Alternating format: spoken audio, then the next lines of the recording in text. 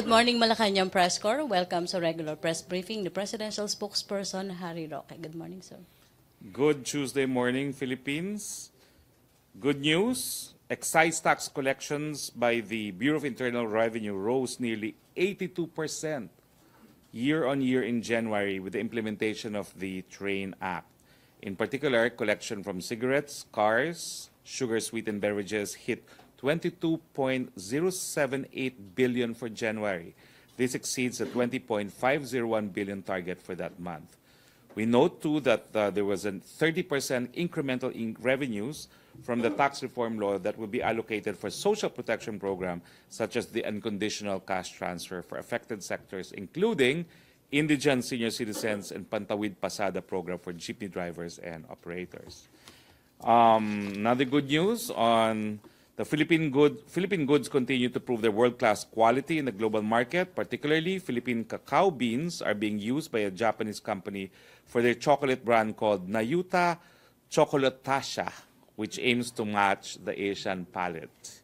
According to the Department of Trade and Industry, the Philippine cacao beans used in Nayuta come from Davao-based association that helps Philippine cacao farmers.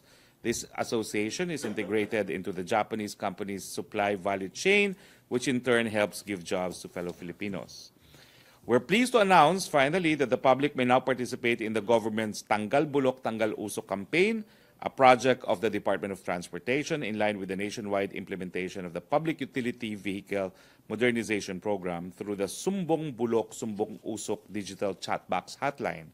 Through Facebook Messengers, citizens can now report vehicles that are no longer roadworthy, as well as those that are smoke belching, colorum, and illegally parked.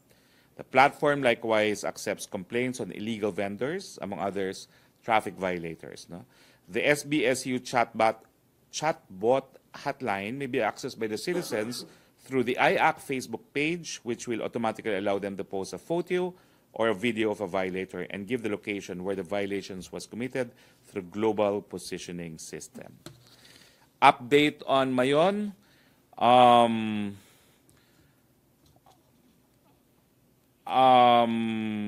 Alert level 4 remains as of February 27, 8 a.m. DSWD reports as of February 26, 2018, 8 p.m. that 23,526 families or 90,145 persons in 61 barangays in Albay are affected by the eruption of Mount Mayon. As of February 26, 8 p.m., 16,136 families or 61,883 persons are currently taking temporary shelter in 57 evacuation centers, while 1,467 families or 5,619 persons are staying outside evacuation centers. As of February 26, the national government has provided 431,706,000 worth of assistance. Questions? MPC questions? None. Thank you.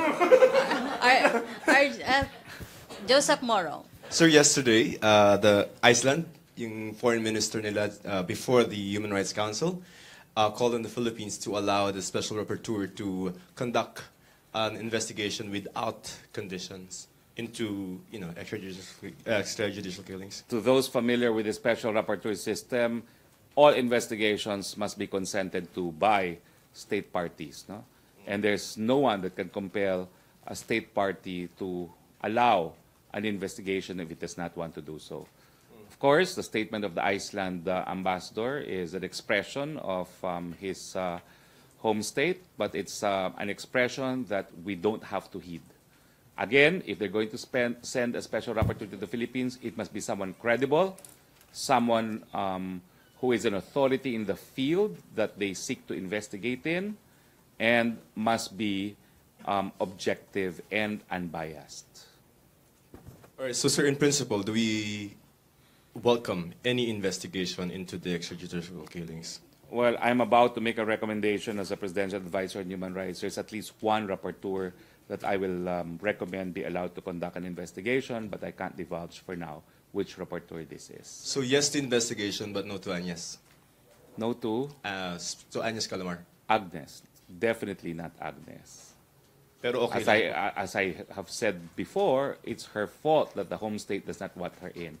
Part of the qualification of a special rapporteur is to be trustworthy enough so that a member nation of the UN will allow a special rapporteur to investigate. The fact that there is no way that Agnes Calamard can be allowed to investigate in the Philippines proves that she has failed in this regard. Philip Alston made it to the Philippines. So sir, walang conditions then if yung tao mo na gusto yung papasok. As I said, the effectivity of a special rapporteur depends on their character, their credibility, their trustworthiness. All right, thank you. May follow up? Other issue, RJ?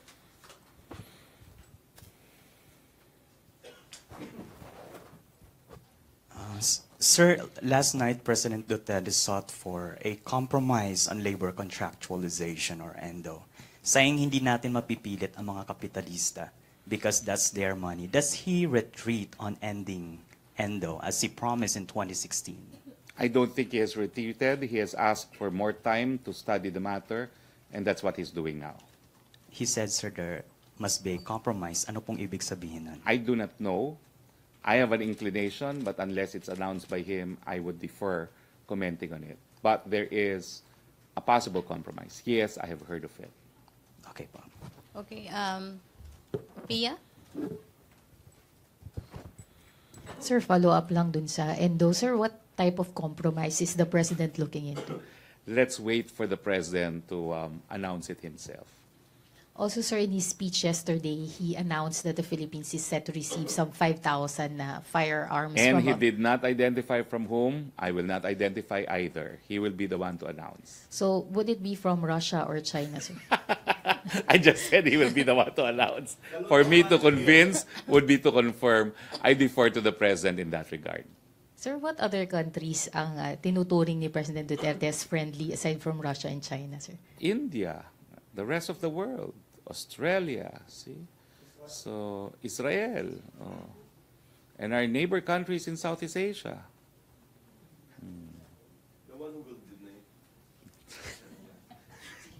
Question? Thank you, sir. MPC? Other issue? DJ? Yeah, DJ. Sir, I think there's a move in China. Welcome to the Malacanang Press Corps, Yes, for today. DJ. There's- Ayaw mo talaga magstay, ha? Talaga just for today. Okay. there's Happy yeah, birthday, for- Leila, wherever you may be. Kung nandito ka, edi nagpizza na naman tayo. Sir? Pwede naman, no? Okay. Tomorrow. Hindi, pag nandito siya, okay, go. I think there's a move in China, in a communist party, to extend the term limits for Xi Jinping. Do you have a comment on that? Do you have any thoughts? We about don't that? comment on internal affairs of other countries. Considering the close relationship in the Philippines and China. We don't comment on the internal affairs of our friendly neighbors. But as to the relationship between President Duterte and Xi Jinping, That's a marked difference because the president has said he wants to step down earlier if possible and will not stay 1 minute longer beyond 2022. so No. there is That he will not stay longer than 2022 is absolute. He may step down earlier if the Constitution is amended. I remember, before sir, that 2020. there is a relationship between PDP Laban and the Communist Party, in the sense that there's not going to be any parallelism there. Well, DJ, I speak for the president. So that may be something that the president of China may or may not want, but as far as the president is concerned, that's out of the question to extend his term. Okay, question? Joseph Morong. Sir, again, on our friendly neighbor, China. Yesterday sa Senate hearing, lumabas, even NSA admitted that in 2014, I think, China illegally entered our territory to conduct marine exploration. Sir, hindi ba yun nakakainis? I do not know, but 2014, we had a different president. Ask that president. True. Okay. Okay, questions? No more? Okay na? Yeah, please. Microphone. Good morning, Secretary. Yes, please. Sa kabila po ng pagpuna, negatibong pagpuna ng ilang mga individuals and organizations sa kampanya ng President sa against illegal drugs. Iba naman yung sinasabi ni President Trump. Actually, parang pinuri niya yung kampanya ni President at sinabi niya na Filipinos don't have drug problem because they kill dealers or drug dealers. Ano po ang iyong comment dito, sir? Nothing. Nothing. The president doesn't really have anything to say about that. Other than, you know, the U.S. president has also declared a war on drugs, specifically against opioid. But the drug menace is a serious problem all over the world, not just in the Philippines. Okay? Okay, question? Thank you very much. Chris Jose. Last.